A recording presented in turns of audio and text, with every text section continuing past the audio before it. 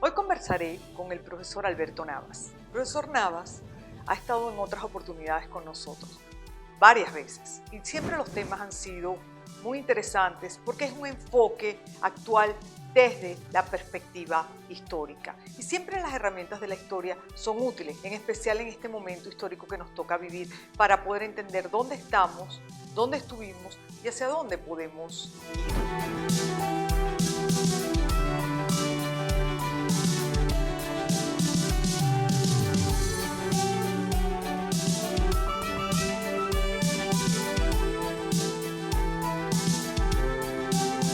Alberto, gracias por estar de nuevo aquí conversando con Mosquera y con todos nuestros televidentes. Antes de empezar el programa tú me hablabas de la geohistoria y de pronto suena muy teórico, muy abstracto para la gente, pero si hablamos de ese enfoque costero y si hablamos del peligro de la fragmentación de nuestro territorio en este momento histórico, pues quizás es mucho más cercano a lo que estamos viviendo. Sí, muy bien, muchas gracias.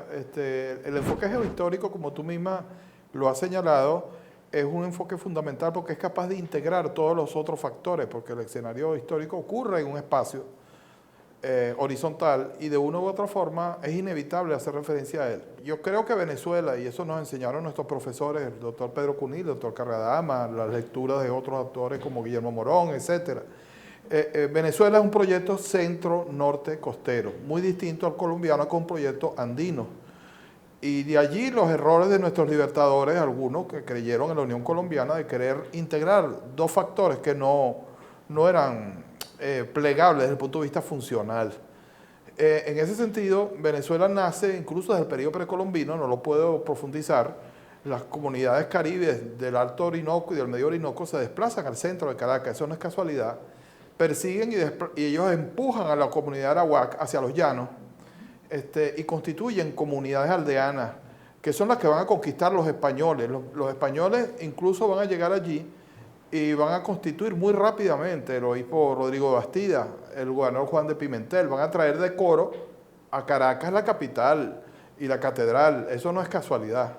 Hay una conformación del territorio que hace que Caracas sea un proyecto de esta naturaleza. Un centro de poder. Claro, y las regiones concomitantes, que son los llanos, la Amazonia guayanesa nuestra, los Andes, etcétera, y el Oriente, llegaron a funcionar y a integrarse de una manera altamente efectiva para la construcción de la nacionalidad.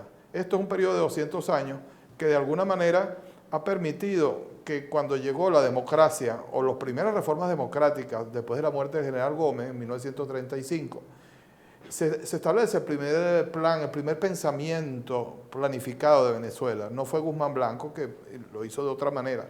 Es el general Eleazar López Contreras, con el llamado Programa de Febrero, apoyado indudablemente por Alberto Adriana y Arturo Larpietri y otras figuras. Y que a partir de allí Venezuela empieza a ser pensada no solamente desde el punto de vista centro-norte costero, sino articular las regiones a un programa de futuro y de progreso que fue muy efectivo, ¿no? Y allí van a empezar a surgir las corporaciones regionales, las unidades regionales de desarrollo, y que yo creo que después de la caída del régimen de Pérez Jiménez, la democracia del 58 en adelante empezó a generar un proceso de estimulación a través de la reforma agraria, de la industrialización. Ya viene de atrás, por ejemplo, la región guayana, la siderúrgica, el aluminio, la electricidad, ¿no? La prueba la tenemos hoy, la dependencia que tenemos de ese núcleo. Y de una u otra forma, entendemos que las comunidades culturales, y eso se lo debemos a los gobiernos de Acción Democrática y COPEI, la diversificación de las universidades y la educación en todo el territorio. Usted viajaba en los años 70, 80 y parte de los 90 al interior. Por ejemplo, yo fui invitado muchas veces por Fundalara y uno encontraba que había una comunidad intelectual, económica, empresarial, sí, claro, en todas las regiones de Venezuela, en Maracaibo igual, en los Andes, en el Táchira igual, claro, en Mérida y en Oriente, alrededor de Cumaná, alrededor de Barcelona, alrededor de Maturín, y en Guayana, alrededor de Ciudad Bolívar, ¿no? Porque el país fue pensado en función de las unidades regionales. Estábamos entrando, gracias a la descentralización, aquí hay que nombrar al presidente Luis Herrera, al presidente Lucinchi en adelante, La descentralización no era solo la elección de los gobernadores, que fue muy importante, sino la serie de procesos socioeconómicos, culturales y de otra naturaleza que le dieron vida a la región. Y yo cuando viajaba a dar conferencias o a estudiar o a explicar cosas en el interior, encontraba que ya había un ambiente cultural, universitario y profesional que empujaba y además ellos se sentían venezolanos. ¿Por qué, sin embargo, fuimos tan críticos los venezolanos de ese proyecto de independencia y regionalización? Bueno, siempre ha habido un temor de quitarle a Caracas y a Valencia el protagonismo de este proyecto Centro Norte Costero, que tiene 500 años o más, y hay intereses consolidados. Fíjate que también buena parte de la industrialización se hizo en la zona Valencia, Maracay, Guacara, ¿no? Guatire, Guarenas, Valles del Tuy, ¿no? Cuando en realidad buena parte de ese desarrollo debió estar en otras regiones. Sin embargo, eso contribuyó colateralmente al desarrollo de núcleos agrarios que hoy están abandonados, como Turén, en el estado portuguesa, los llanos, en los Andes. Los Andes, el café, ¿no?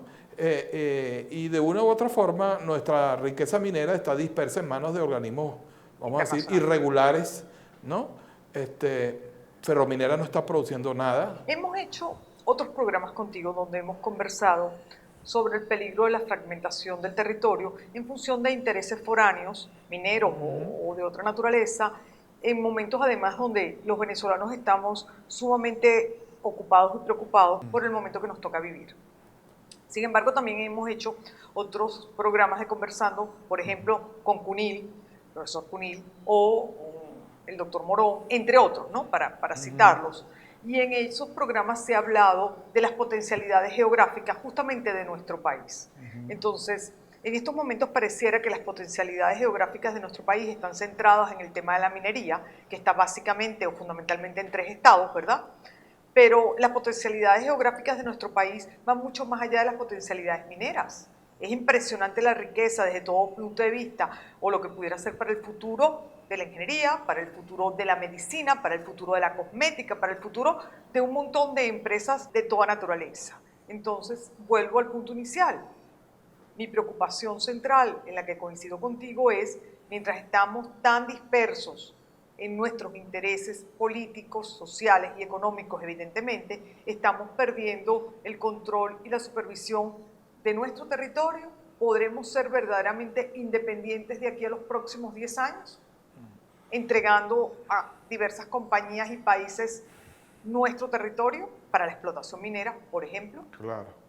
Pero como estamos en un mundo globalizado, yo creo que reconstruir o reinstitucionalizar el futuro en este campo de la territorialidad y la producción económica minera, agraria, industrial, necesitamos una alianza con un poder externo significativo y un mercado externo significativo que nos permita financiar y tener un mercado de salida para obtener las divisas necesarias para potenciar esa recuperación.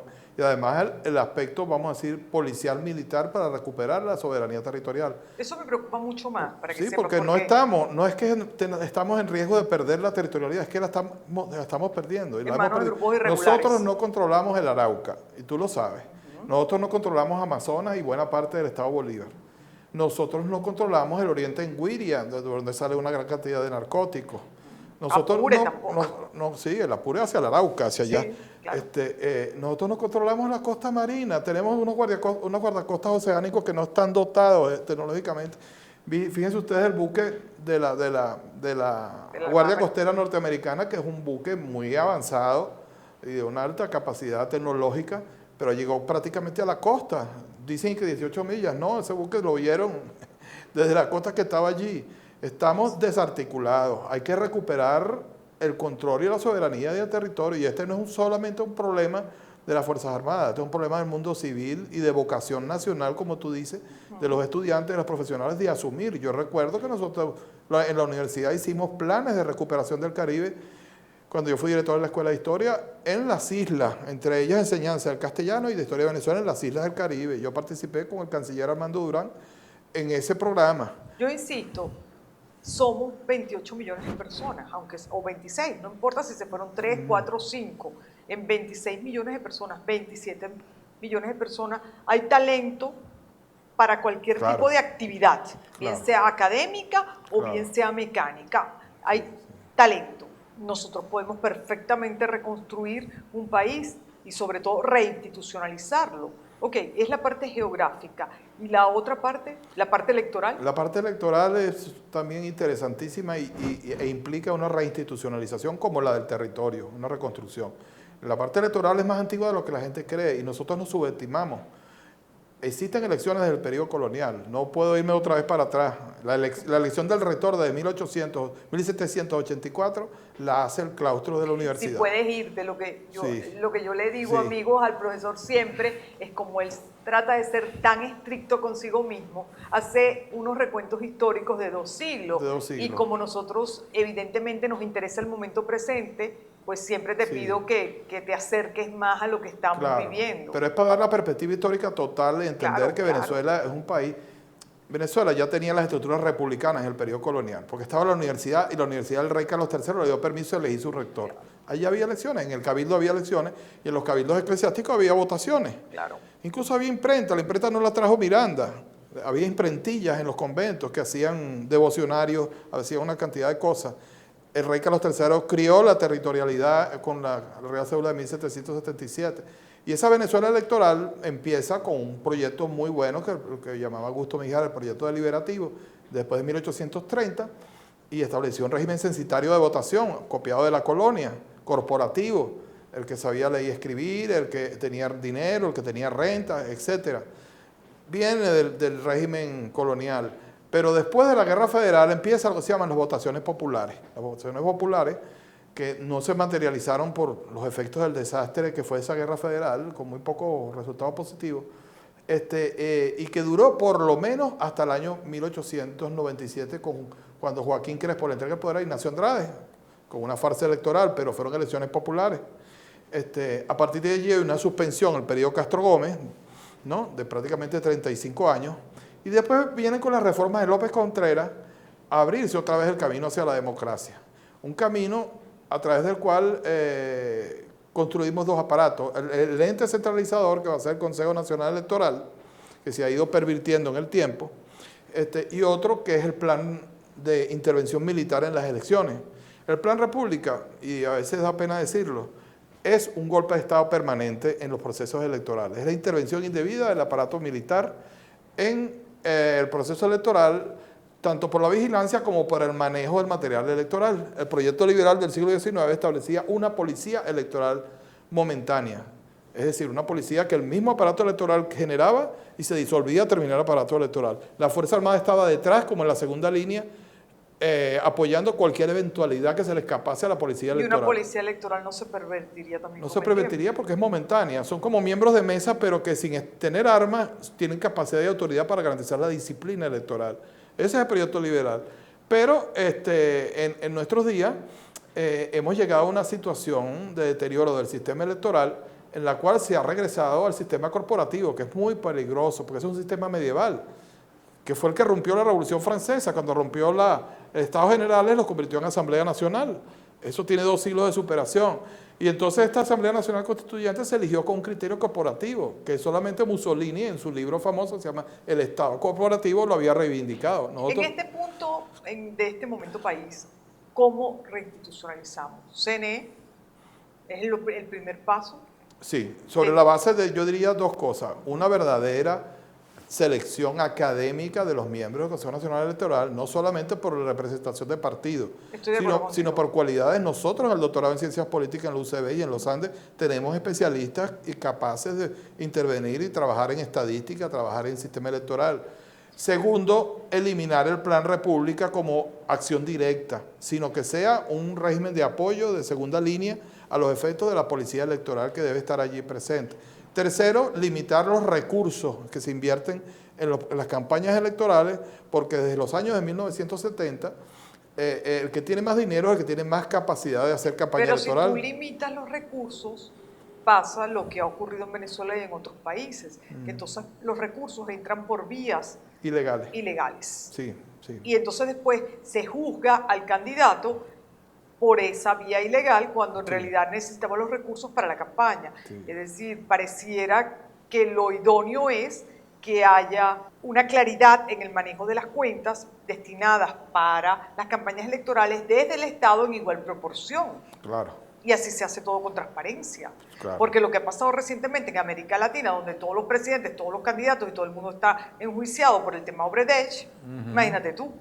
Sí, sí, y el tema del narco. Totalmente. El tema del narco y otros intereses que de una u otra forma intervienen y pervierten lo que nosotros llamamos la predeterminación electoral. La predeterminación es un fenómeno en el cual la elección ya está ganada, incluso las encuestadoras que son pagadas, las encuestadoras influyen mucho, salvo en situaciones extremas. Generan un proceso previo de resultado. E incluso, me da lástima decirlo, pero por ejemplo, el CNE se ha dejado faltar el respeto desde hace mucho tiempo, no solamente en este tiempo. Yo recuerdo cuando el presidente Caldera ganó la segunda elección, él salió sin ningún permiso a un balcón a decir al chiripero que le había ganado las elecciones, se autoproclamó, ¿no? Y ahí está la responsabilidad de Venevisión, lo digo yo con toda responsabilidad, que fue el que le permitió esa actitud. Entonces, hay una reconstrucción institucional del sistema electoral que es inevitable ahorita. Nadie cree en lo que hay. Sí, claro. Y hay que buscar la manera de renovar eso en términos verdaderamente republicanos, liberales, y que la población esté comprometida tanto en sus mesas como en su policía electoral, como en la revisión y supervisión de los resultados electorales. De lo contrario, no vamos a tener sino resultados de naturaleza hegemónicos, como hemos visto, y eso no es democracia. Lo lógico es que lo que llaman la desviación estándar, los estadísticos, que la votación sea lo más dispersa posible. Mientras es más dispersa, hay más democracia. Lo que está pasando ahorita en España, de que no hay bipartidismo, sino que hay que llegar a acuerdos. Venezuela debería buscar un sistema parlamentario de gobierno que les permita llegar a que acuerdos. permita Y tener un mayor equilibrio de poder, claro, y de repartición de cargos y de claro, todo. y limitar el presidencialismo absoluto, ¿no? Eso yo creo que lo han Que es propuesto. el caudillismo en nuestro caso absoluto. Claro, claro, claro. A ver, podemos decir que con el CNE tú empiezas una reinstitucionalización, pero el país necesita mucho más que un cambio de CNE para ir a la reinstitucionalización. Necesita un cambio en teoría de todos los poderes, necesita un cambio de la visión geohistórica, necesita muchísimos cambios. ¿Cuánto nos debe llevar una transición organizada en ese sentido? Vamos a decir que lo que llaman en los hospitales el triaje o la atención en las emergencias de primera atención de choque, eso puede durar unos 5 años, pero la verdadera solución, como decía Simón Rodríguez, de formar los ciudadanos necesarios y los líderes necesarios, se lleva mucho más tiempo. Lleva mucho más tiempo. Betancourt le costó casi 20 años asumir el liderazgo que le tocaba desempeñar, y lo desempeñó muy bien, tanto a nivel civil como a nivel militar. No es fácil esa segunda fase. Y es más, tenemos un gran problema que tú lo has tocado, el problema demográfico. El problema demográfico es que Venezuela se está deteriorando como población. No sabemos si ya no somos 30 millones de habitantes del millón de habitantes que tuvimos cuando vino Humboldt en el año 1800. Subimos a 30 millones pese al paludismo, las enfermedades, etc. A principios del año 2000, unos 30 millones de habitantes. Hoy en día no sabemos si tenemos 27 o 25. No solamente por la migración, sino por el problema que tiene que ver con las muertes que no están registradas, no se sabe, la tuberculosis, el SIDA, que se le perdió la atención. Bueno, porque básicamente no hay estadísticas, no hay estadísticas fiables. Y hay lo que llaman un genocidio silencioso en este sentido de la falta de comida y la falta de alimentos, como que el siglo XIV, que llevó la peste negra, produce un sistema de fallecimientos continuos y encadenados, ¿no? que realmente no son registrables, no se sabe. Realmente, las muertes por la violencia en los barrios y en las urbanizaciones, las muertes por naturaleza de las enfermedades, muchísima gente, muchos profesores se han muerto en las universidades porque no tenían antihipertensivos, por ejemplo. Ve, Alberto, esa es una realidad económica, sí, política y social que vivimos todos los días, y que eso en parte ha causado angustia, depresión, no individual solamente, sino colectiva. Pero eso es lo que tenemos y de lo que estamos conscientes todos los que aún vivimos, sí, en el país. No es lo que dicen las redes o lo que dicen los que están afuera, porque al final tú puedes criticar o puedes hablar o puedes escribir, pero en realidad solo los que vivimos aquí permanentemente estamos conscientes de esa realidad. No nos las cuentan, no las leemos, las vivimos, porque nos toca de manera directa o indirecta, por un amigo, por un familiar, por un colaborador, por lo que sea. Pero yo quiero ir más allá, Alberto. Yo quiero ir en este momento país, tenemos que mirar hacia adelante, porque estamos cerrando un ciclo histórico. Y en cierre de ciclo histórico, por más regresivo que haya sido y por más duro que esté siendo, tenemos que levantarnos y tenemos que construir país por las generaciones que vienen, porque los países no se acaban, los países siguen. Entonces, ¿cómo empezamos una transición y una reinstitucionalización? Bueno, yo diría que con la educación subsidiada es el camino absoluto, absoluto, y crear fuentes de empleo a esa gente, o a nosotros, pues, o a nuestros hijos, nuestros nietos, en el sentido de que es en el mediano y en el largo plazo que se puede asumir esto, para construir no solamente profesionales, sino ciudadanos con amor al país y a la patria, con apego, no irse por irse, ¿no? O irse para formarte, pero regresar y decir, yo quiero ser parte de la reconstrucción de mi país. Claro. Y en ese sentido, fíjate, esta migración y este deterioro de la población ha favorecido a la estructura dominante, al gobierno establecido. ¿Por qué? En primer lugar, el hecho de que se te vayan de 3 a 5 millones de personas alcanzan más los alimentos, ¿no? En segundo lugar, la mayor parte de esa gente que se ha ido o que se ha muerto es de oposición. Pero no pasó lo mismo con el desplazamiento en Colombia. Nosotros hablamos mucho de lo bien que está Colombia, pero Colombia en su época dura de la guerra, al menos tuvo 4 o 5 millones de desplazados. Claro, no en un tiempo tan corto como el nuestro. Yo no estoy hablando del tiempo, estoy hablando de la cantidad. Lo que pasa es que Colombia y como Argentina son realidades y proyectos sociopolíticos distintos, en los cuales ellos tienen un sustrato de alimentación y de producción y una cultura de trabajo que nosotros no tenemos.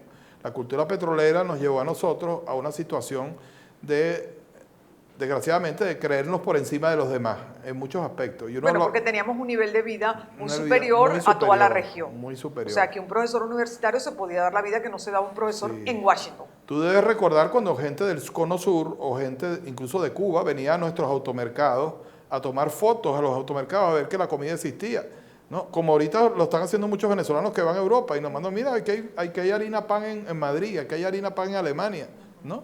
Entonces, de una u otra forma, la formación ciudadana yo creo que es fundamental. Sin duda. Y subsidiar no solamente la educación pública, la educación privada ha sido muy dura, muy dura. Yo he conocido colegios privados, incluso religiosos, donde los padres se han hasta suicidado porque no pueden pagar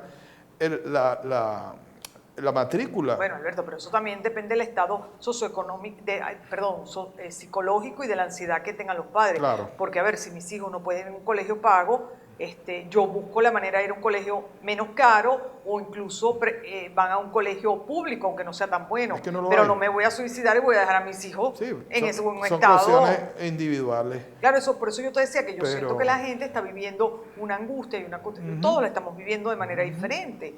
Pero hay que buscar herramientas y darle herramientas a la gente. Primero, para entender los procesos. Segundo, para entender el momento en el que estamos viviendo. Y tercero, para darle herramientas a la gente para salir adelante, desde el punto de vista psicológico también. Claro, y de una u otra forma, en la estructura económica básica, si no es reconstruida, el esfuerzo educativo se pierde, porque los egresados tuyos no consiguen aquí ni remuneración ni ubicación. Entonces, nosotros venimos de un país con una gran riqueza agrícola que duró hasta los años 40, ¿no? No solamente la colonial, que era sobre la base del tabaco y del cacao, que era una economía esclavista, y después finalmente la del café, sino la producción, como decía Mariano Picón Sala, cafetalera del siglo XIX en adelante, que financió a la Venezuela moderna. No fue el petróleo. La cultura cafetalera creó la democracia y la republicana. ¿Por qué? Porque ya no eran esclavos los que producían, sino trabajadores temporales que cobraban un salario. Y además de eso, la agricultura cafetalera era tan inmensa y tan generadora de recursos que permitió a presidentes como Guzmán Blanco tener la garantía de pedir créditos externos, inversiones, construir ferrocarriles, la red telegráfica, los caminos, los puentes, los primeros hospitales. El primer hospital, que es el Hospital Vargas, moderno, es gracias a la cultura petrolera. Claro, a ver, el punto es que ahorita... Cafetalera. Claro, el punto ahora es que pareciera que hay dos sectores de población claramente diferenciados, los que pueden tenerlo todo y los que no tienen nada. Sí. Y eso es muy, muy rudo. Muy rudo. Muy rudo porque tú tienes gente que no tiene absolutamente nada porque con un salario o 2 salarios no viven, y tienes gente que o porque tenga ingresos del exterior o porque tenga unos ahorros o porque tenga un buen trabajo o porque tenga un familiar que le manda, pues tiene un nivel de vida aceptable. Nadie tiene un nivel de vida muy, muy bueno, a no ser que tengas toda la riqueza del mundo, pero un nivel. esa es la realidad que tenemos ahora. Entonces hay que atender a la población, porque la gente la está pasando muy, muy mal. Entonces, mientras unos hablan de transición, de nuevo gobierno, de reinstitucionalización, del futuro, pues la verdad es que en el momento presente hay un montón de gente que necesita una atención prioritaria que no puede depender del tiempo diplomático o del tiempo político, porque el tiempo de la gente es diferente al tiempo diplomático y al tiempo político. Claro. Y al final los países los reconstruimos ¿quiénes? Los ciudadanos. Si le dejamos Claro. esto a los políticos solamente, pues estamos equivocando nuevamente el camino. Sin, vamos a decir, estigmatizar la carrera política, porque yo creo que es fundamental. Claro. Y fue uno de los grandes errores del año 98, 99. Sí, claro. No lo digo en ese de mal. creer que un mesías iba a resolver esto. No. Yo creo que hay que hacer política y política de altura y política Política de verdad. Pero también verdad. creo que los ciudadanos nos tenemos que integrar y entender que no es un problema de los políticos solamente el Claro. futuro del país. Claro. Y no, los plazos, como tú dices, no pueden ser como lo dice la señora Mogherini en la Unión Europea. Vamos a esperar 90 días para ver qué pasa. En 90 días, ¿cuánta gente no se muere, no? De hambre o de enfermedad. Entonces, es una situación de emergencia seria. Yo acabo de ver un niño de 6 semanas con sarna, ¿no? Y parece que es una epidemia que hay ahorita en los barrios, porque no hay agua, sencillamente. Y hay Una regresión histórica, como es tú una dijiste. regresión en términos de una expectativa de vida y una capacidad de vida en la cual la gente está pensando en sobrevivir, no ni siquiera en estudiar. El abandono de las escuelas por parte de los niños es impresionante, ¿no? Y de los estudiantes universitarios es impresionante. La Facultad de Humanidades tenía 10.000 estudiantes y ahora tiene 4.000. ¿Dónde están los otros 6.000? ¿No? Entonces, de una u otra forma, el abandono del proyecto nacional desde el nivel empresarial hasta el nivel popular ha sido tremendo, ¿no? Y es allí donde hay que reinstitucionalizar con la iniciativa privada, que yo creo que es fundamental, sin la duda. iniciativa pública, honesta, y con el apoyo, como decía Bolívar en la Carta de Jamaica, de una potencia liberal externa. Para él en esa época era Inglaterra. Yo hoy en día no creo que sean ni los chinos, porque los chinos contratan es chinos, ¿no? Los ingleses pareciera que quieren la riqueza de Guyana. Sí, pero en aquella época Bolívar tenía las cosas muy claras, en el sitio del mercado y el apoyo institucional tiene que venir de allí. Hoy en día tiene que venir de las potencias occidentales, las más avanzadas. Y en ese sentido Venezuela tiene demasiado que ofrecer. El petróleo tiene un futuro muy grande. Por eso yo siempre insisto que Venezuela no es Cuba. Y hay Claro. mucha gente que se molesta. Sí. Venezuela no es Cuba. Claro. La riqueza de nuestra tierra, desde todo punto de vista, más la riqueza intelectual de hombres y mujeres que hasta ahora siempre fueron bien estudiados, bien nutridos, bien alimentados, Claro. pues es una riqueza que existe y eso es un potencial. Claro, y la pobre Cuba nunca conoció la democracia, que no hay una riqueza, no cultura política, democrática, fue colonia de España hasta hace muy poco tiempo, después estuvo sometida a través de la enmienda Platt a un sistema de control externo americano, y después estuvo la bota soviética, ¿no? La dictadura de Machado, la dictadura de Batista, es decir, la Rusia del zarismo pasó al comunismo soviético. China, de los gobiernos monárquicos antiguos, pasó al régimen de control absoluto del Partido Comunista. Pero Venezuela es una nación que tiene una tradición democrática por lo menos desde 1810. Sí, sin duda. Por lo menos, que es una evolución y electoral y una creencia liberal. Y es muy difícil aniquilar esa cultura, es demasiado difícil. Bueno, por eso estamos aquí, ¿no? Sí, Y por eso es seguimos que estás tú estando. aquí, sí. Todos estamos aquí. Sí, pero ya yo estoy viejito para eso. Entonces... Desde que eras profesor mío decías eso. Sí, Eso es pura sí. manipulación, igual que el doctor Morón. Sí, para poder buscar que le brinden uno el almuerzo. Amigos, Alberto, muchas gracias. Ha sido una magnífica conversación y estoy segura que será muy útil como todos los programas que hacemos contigo para la gente. Así que en otra oportunidad seguiremos esta conversación.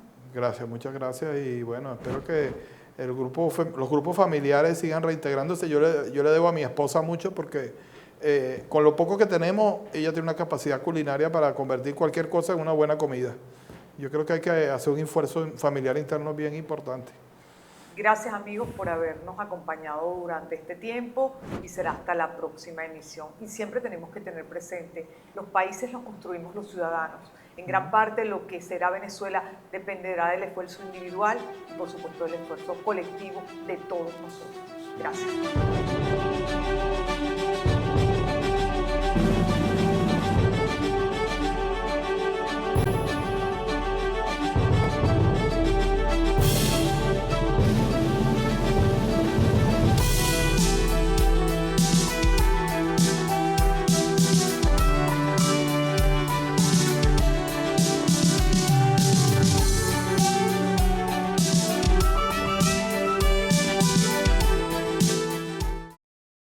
Chao.